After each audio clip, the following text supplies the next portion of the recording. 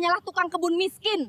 Bahkan dokter profesional pun tidak bisa menyembuhkanku. Apalagi kamu. Saya akan membuat Anda kembali berjalan.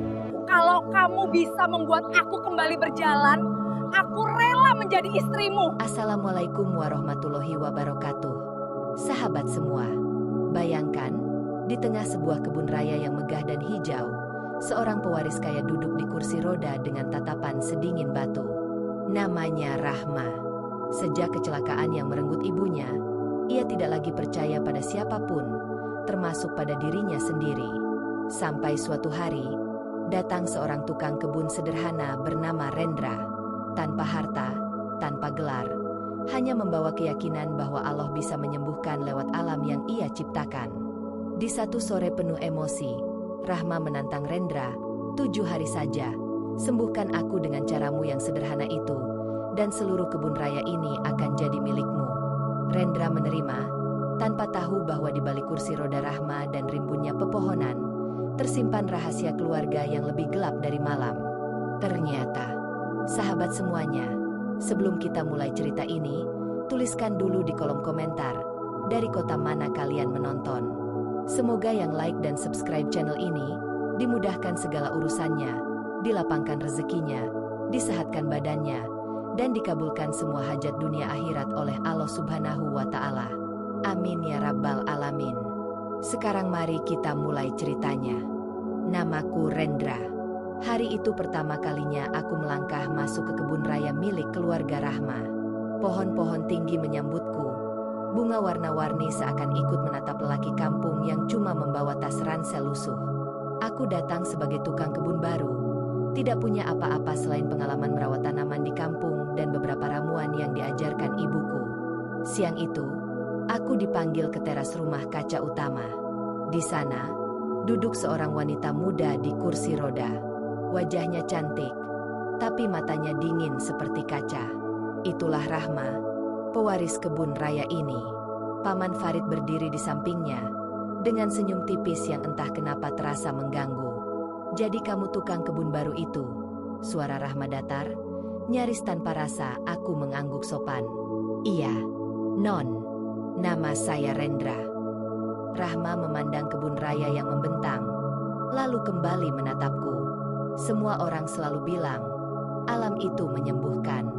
Kamu percaya itu? Aku menarik napas dalam. Saya percaya, yang menyembuhkan itu Allah, lewat alam yang ia ciptakan. Kalimat itu seolah memantik sesuatu di matanya. Ia mendengus pelan. Lalu, di luar dugaan, ia melemparkan sebuah tantangan gila. Ia berkata akan menyerahkan kepemilikan kebun raya ini padaku. Jika dalam 1 minggu aku bisa membuatnya berdiri lagi dengan metode alam, tanpa dokter, tanpa obat mahal. Bila gagal, aku harus pergi dari sini dan dianggap pemimpi bodoh. Paman Farid terkejut, tapi cepat-cepat menyetujui seolah menganggap itu hanya permainan. Para pekerja lain saling berpandangan, mengira aku akan mundur.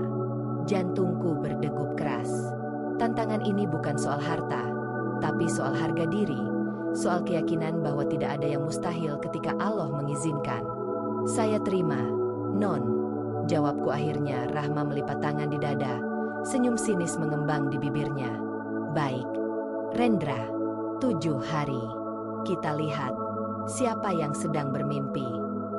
Malam itu, aku berdiri sendirian di tengah kebun, menatap langit yang mulai gelap. Suara serangga bercampur dengan desah angin, seakan ikut berbisik. Aku tahu, sejak detik itu hidupku tidak akan lagi sama. Sejak hari pertama, aku mulai mengamati Rahma dari jauh. Ia tidak pernah mau keluar dari kamar kecuali terpaksa. Kursi rodanya menjadi benteng, dan lidahnya tajam setiap kali bicara denganku. Setiap kali kuajak ke kebun, ia menolak. Dalam hati aku tahu, tubuhnya bukan satu-satunya yang lumpuh, tetapi juga harapannya. Perlahan aku mendapat cerita dari Bu Sumi, asisten rumah tangga yang sudah lama mengabdi. 3 tahun lalu, Rahma kecelakaan mobil bersama ibunya saat hendak meninjau kebun raya. Mobil mereka terjun ke jurang. Ibunya meninggal di tempat. Rahma selamat namun kehilangan kemampuan berjalan. Sejak itu, Ia menjauh dari semua orang. Ia merasa kebun raya hanya membawa sial. Aku semakin sering datang ke kamarnya, menawarkan hal kecil dulu, mengajak membuka jendela lebar-lebar, membiarkan cahaya dan wangi tanah basah masuk. Kuletakkan pot kecil berisi tanaman mint di meja dekatnya. Kukatakan kalau ia mau, aku akan ajari cara menyentuh daun dan menghirup wanginya saat cemas. Rahma sering mengusirku dengan marah, namun ia tidak tahu. Setiap malam aku berdoa agar Allah melunakkan hatinya. Di sisi lain, aku mulai merasakan tatapan tidak suka dari Paman Farid. Ia mulai menanyai latar belakangku, keluargaku, bahkan alasan aku menerima tantangan itu. Ada sesuatu di matanya yang seolah takut kalau Rahma benar-benar sembuh. Di akhir bab ini, aku berdiri di depan pintu kamar Rahma dengan hati ragu. Aku mengetuk pelan, membawa semangkuk air hangat berisi rebusan akar dan daun. Untuk pertama kalinya, Rahma tidak langsung menyuruhku pergi. Itu mungkin hanya celah kecil, tapi cukup untuk membuat harapanku tumbuh. Hari ketiga, aku berhasil membawa Rahma keluar ke kebun. Meski dengan 1000 keluhan, aku mendorong kursi rodanya pelan-pelan di jalan setapak berbatu, di antara wangi melati dan anggrek yang bergelantungan. Matahari sore menimpa wajahnya, membuat kulitnya tampak lebih hidup, tidak sepucat saat di dalam kamar. Aku mengajak Rahma ke sebuah kolam kecil tersembunyi di belakang kebun raya. Airnya jernih, mengalir dari mata air yang sejak dulu dirawat dengan baik. Di samping kolam, sudah kusiapkan baskom besar berisi campuran air hangat dan ramuan. Aku meminta izin untuk merendam kaki Rahma. Ia menatapku ragu, lalu akhirnya mengangguk pendek. Saat jemariku menyentuh betisnya yang kaku, aku bisa merasakan ketegangan dan ketakutan yang ia simpan. Aku memijat perlahan, mengusap otot yang sudah lama tidak disentuh. Sambil bekerja, aku bercerita tentang ibuku yang dulu menyembuhkan tetangga hanya dengan daun dan doa. Perlahan, wajah Rahma melunak. Ia tidak lagi sibuk menyindir, melainkan diam dan mendengarkan. Aku tahu, di balik tatapan dingin itu, ada jiwa yang sebenarnya lelah menjadi kuat sendirian. Di kejauhan, tanpa kami sadari, Paman Farid memperhatikan dengan mata sempit. Malamnya, Rahma memanggil Bu Sumi dan berbisik lirih bahwa ia merasa sesuatu yang berbeda di ujung jari kakinya. Seperti geli, seperti ada aliran halus yang selama ini mati. Bu Sumi hampir menangis mendengarnya. Kabar itu sampai ke telingaku, dan untuk pertama kali sejak datang, aku menangis sendiri di sudut kebun, bukan karena sedih, tapi karena harapan yang mulai nyata. Tak lama setelah ada perubahan pada Rahma, suasana rumah besar itu ikut berubah. Beberapa pekerja mulai berbisik. Ada yang bilang aku cuma cari muka, ada yang bilang aku ingin merebut warisan. Aku tahu, semua bisikan itu tidak muncul sendiri. Paman Farid mulai menunjukkan wajah aslinya. Di depan Rahma, ia berpura-pura khawatir aku terlalu memaksakan terapi. Di belakang, ia menyuap salah satu penjaga gudang untuk mencampur ramuan yang kusimpan dengan zat kimia yang bisa membuat Rahma keracunan ringan. Niatnya jelas, membuatku terlihat berbahaya dan tidak bisa dipercaya. Suatu sore, Rahma merasa pusing dan mual setelah terapi. Seluruh rumah panik. Dokter keluarga dipanggil dan Paman Farid langsung menuduh ramuan dan pijatanku sebagai penyebab. Aku nyaris tidak bisa membela diri. Melihat Rahma pucat di ranjang, dadaku serasa diremas. Namun Allah masih menjagaku. Pak Wira, tukang kebun tua yang diam-diam menyukaiku, memergoki penjaga gudang saat mencampurkan sesuatu ke dalam botol ramuan. Ia melaporkan hal itu pada Bu Sumi. Malam itu, di dapur yang sepi, mereka bertiga duduk bersamaku. Pak Wira menceritakan semuanya dengan suara bergetar. Aku terkejut, tapi juga marah. Di akhir malam, aku berdiri di pinggir kolam kebun raya, menatap bayangan sendiri di air. Aku mulai mengerti, tantangan 7 hari ini bukan hanya tentang menyembuhkan Rahma, tapi juga tentang melawan kebusukan orang yang mengincar warisan. Meski sempat sakit, Rahma mulai merasa perubahan nyata pada tubuhnya. Dokter yang datang hanya bisa berkata bahwa, secara medis, Ada kemungkinan sarafnya bereaksi karena rangsangan terus-menerus. Rahma menatapku lama-lama, seolah ingin meminta penjelasan, namun gengsi menahannya. Aku meneruskan terapi dengan lebih hati-hati. Setiap pagi kami pergi ke kebun, merendam kaki Rahma di kolam, menghirup aroma daun, dan berjalan mengelilingi jalan setapak meski hanya dengan kursi roda. Aku mengajaknya menyentuh batang pohon, menutup mata, dan merasakan dingin kulit kayu di telapak tangannya. Suatu hari, saat aku sedang memijat telapak kakinya, Rahma terkejut. Bibirnya bergetar. Ia berkata pelan bahwa ia bisa merasakan sentuhanku, walau hanya samar. Air mata langsung menggenang di sudut matanya. Aku ikut tertahan napas, takut bergerak, takut suara sedikit saja akan merusak momen rapuh itu. Sejak itu, Rahma mulai lebih sering tersenyum, meski masih malu-malu. Ia mulai menanyakan hal-hal kecil tentang hidupku, tentang kampung, tentang ibuku. Di balik sinisnya yang mulai mencair, aku merasakan ada ruang kosong dalam hatinya yang pelan-pelan ia buka untukku. Di kejauhan, Paman Farid tidak tinggal diam. Ia mulai menyusun rencana yang lebih besar, melibatkan pengacara keluarga. Ia yakin, jika tidak segera bertindak, kebun raya akan lepas dari genggamannya. Paman Farid mengatur sebuah pertemuan keluarga. Ia mengundang beberapa kerabat jauh dan pengacara. Alasannya, ingin membahas masa depan kebun raya. Rahma diminta hadir meski masih dalam proses terapi. Aku diminta tidak ikut, tapi aku tetap berada di sekitar rumah, berjaga-jaga. Di ruang tamu besar, Paman Farid mulai memanipulasi cerita. Ia mengatakan bahwa Rahma tidak stabil, mudah dipengaruhi orang luar, dan kini terjebak dalam sugesti seorang tukang kebun. Ia menunjukkan beberapa foto yang diambil diam-diam saat aku sedang memijat Rahma, memutar sudut pandang seolah aku memanfaatkannya. Beberapa kerabat mulai bergumam. Pengacara menyarankan agar dibuat surat kuasa yang memberikan kendali penuh pengelolaan kebun raya pada Paman Farid, dengan alasan Rahma belum siap secara mental. Rahma yang mendengar itu menggenggam roda kursinya erat-erat. Matanya berkaca, antara marah dan takut. Ia merasa diperlakukan seperti anak kecil. Setelah pertemuan, aku menemukan Rahma di serambi, menatap kebun dengan wajah kosong. Ia bertanya pelan, "Apa benar aku hanya ingin kebun raya ini?" Pertanyaan itu menusukku. Aku menjelaskan dengan suara pelan bahwa yang paling kuinginkan adalah melihatnya berdiri, bukan memegang sertifikat tanah. Malam itu, aku hampir memutuskan untuk pergi. Rasa lelah dan kecewa menumpuk di dada.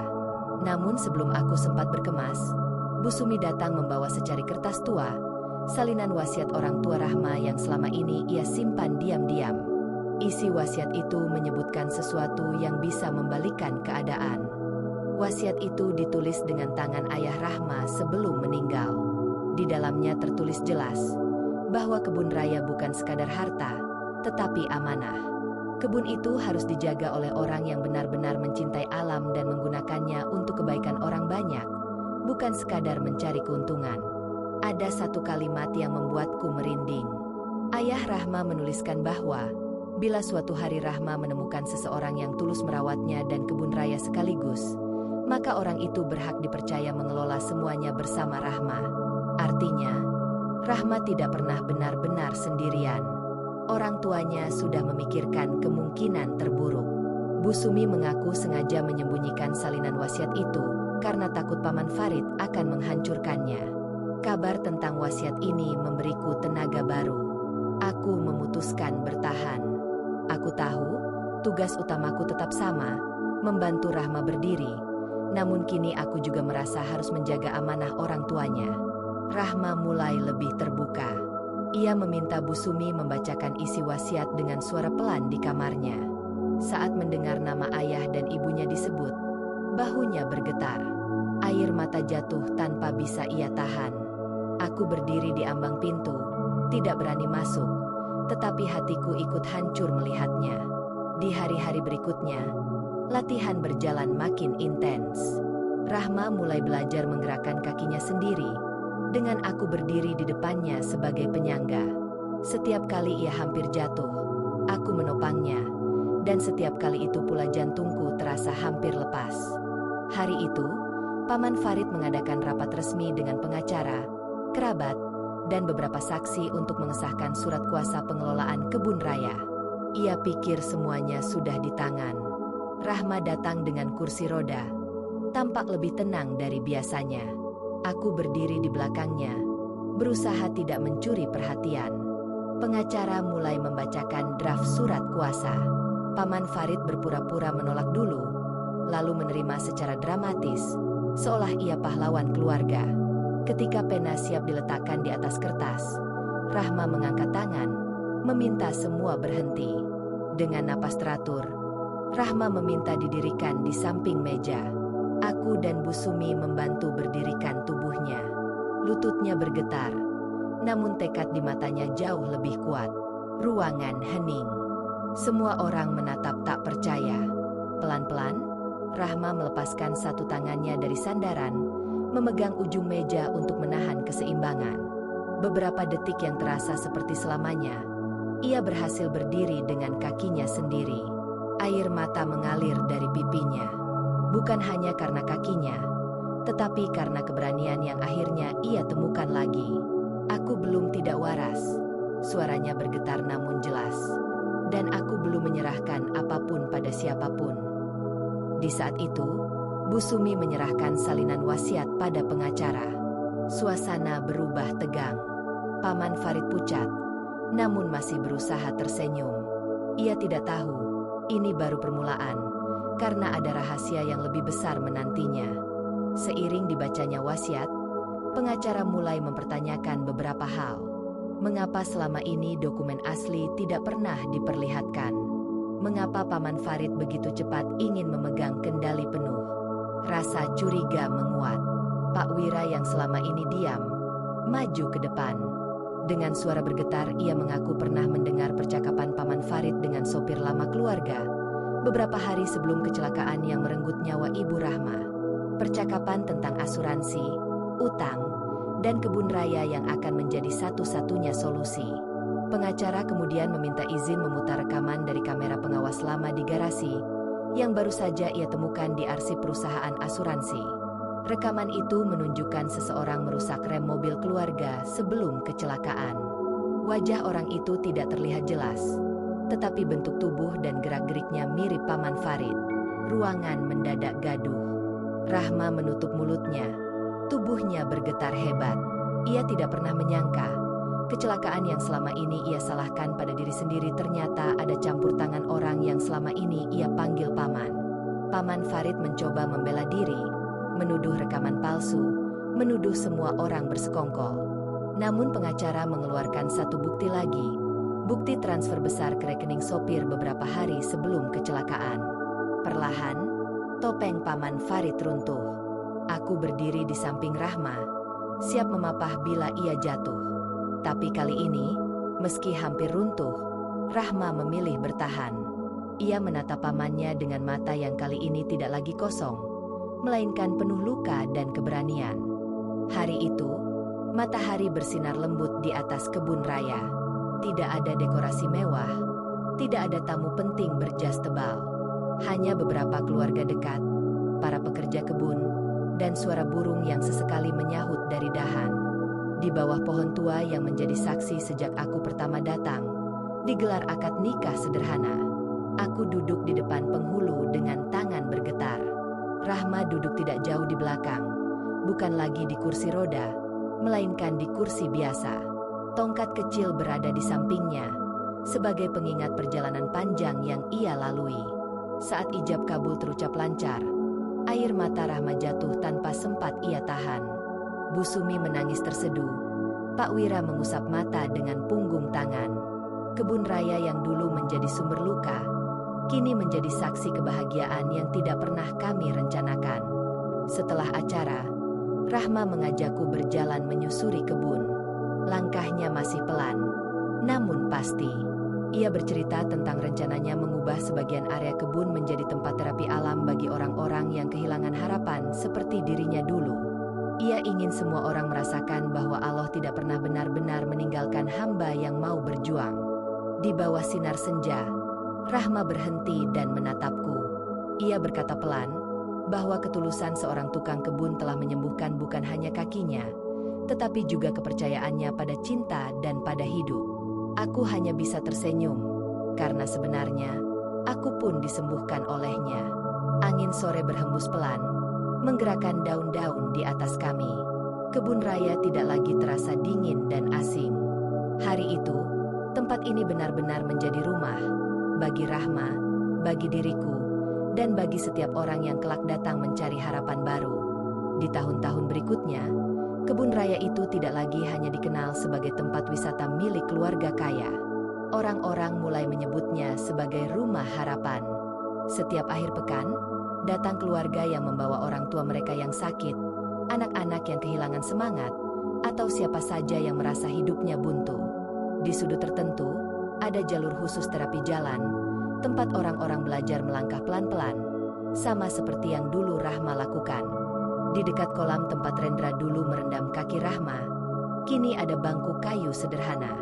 Di sanalah mereka sering duduk berdua saat senja turun, mengenang hari-hari ketika semuanya masih gelap dan tidak pasti. Paman Farid sudah lama tidak terlihat di rumah besar itu. Proses hukum berjalan dengan pelan namun pasti. Bagi Rahma, luka yang ia tinggalkan tidak hilang begitu saja. Namun kini luka itu tidak lagi memenjarakan. Ia belajar memaafkan, bukan untuk membenarkan perbuatannya, tetapi agar hatinya sendiri bisa lebih lapang. Ia tahu, keadilan tetap berada di tangan Allah, dan tugasnya hanya melanjutkan hidup dengan hati yang lebih tenang. Setiap kali ada pengunjung yang bertanya, siapa yang pertama kali menggagas terapi alam di kebun raya ini, Rahma selalu menoleh ke arah Rendra dan tersenyum. Ia akan bercerita dengan suara pelan tentang seorang tukang kebun sederhana yang datang hanya membawa ransel lusuh, beberapa ramuan, dan keyakinan yang tidak pernah goyah. Keyakinan bahwa tidak ada yang mustahil bila Allah sudah berkehendak. Dan Rendra, meski kini dikenal sebagai pengelola kebun raya, tidak pernah merasa dirinya orang besar. Ia tetap berjalan di antara bedengan bunga dengan baju yang kadang masih terkena tanah, tetap memeriksa daun-daun satu persatu, tetap menegur lembut pekerja yang lupa menyiram tanaman. Hanya satu yang benar-benar berubah. Kini setiap langkah yang ia ambil selalu diiringi langkah kecil Rahma di sampingnya. Di malam-malam yang sepi, ketika kebun sudah ditutup dan hanya suara jangkrik yang tersisa, Rahma sering berdiri di tengah jalan setapak, menengadah ke langit. Ia mengingat hari ketika ia percaya hidupnya sudah berakhir di kursi roda. Lalu ia mengingat hari ketika untuk pertama kalinya merasakan ada geli kecil di ujung jari kaki. Ia mengingat tatapan tulus Rendra, tangan yang selalu siap menopang saat ia hampir jatuh. Di titik itu, air mata yang turun bukan lagi air mata putus asa, melainkan air mata syukur. Karena dari semua yang diambil darinya, Allah menggantinya dengan sesuatu yang jauh lebih bernilai. Bukan hanya kemampuan berjalan, tetapi keberanian untuk mencintai lagi, percaya lagi, dan melangkah lagi. Sahabat semuanya, terima kasih sudah menyimak kisah Rahma dan Rendra sampai akhir. Semoga kisah ini bisa mengingatkan kita bahwa seberat apapun ujian, sekelam apapun masa lalu, selalu ada jalan pulang yang disiapkan Allah saat kita mau bersabar dan berusaha. Kalau hati yang tadinya membeku saja bisa kembali hangat, maka hidup kita pun selalu punya kesempatan kedua. Kalau cerita ini menyentuh sedikit saja bagian dari hati kalian, jangan lupa tekan tombol like sebagai bentuk dukungan kalian. Share juga ke teman-teman atau keluarga yang mungkin sedang merasa lelah dan hampir menyerah. Siapa tahu kisah ini menjadi wasilah semangat baru untuk mereka. Dan untuk sahabat yang baru pertama kali mampir, silakan tekan tombol subscribe dan aktifkan loncengnya, agar tidak ketinggalan kisah-kisah berikutnya yang insya Allah penuh hikmah dan pelajaran. Tuliskan di kolom komentar, bagian mana dari kisah Rahma dan Rendra yang paling mengena di hati kalian, agar jejak kebaikan cerita ini tidak berhenti hanya di sini. Semoga yang sudah like, subscribe, dan menyebarkan cerita ini, dilapangkan rezekinya, dijaga keluarganya, disehatkan jasad dan batinnya, serta dikabulkan semua hajat baiknya oleh Allah Subhanahu wa Ta'ala. Amin ya Rabbal Alamin.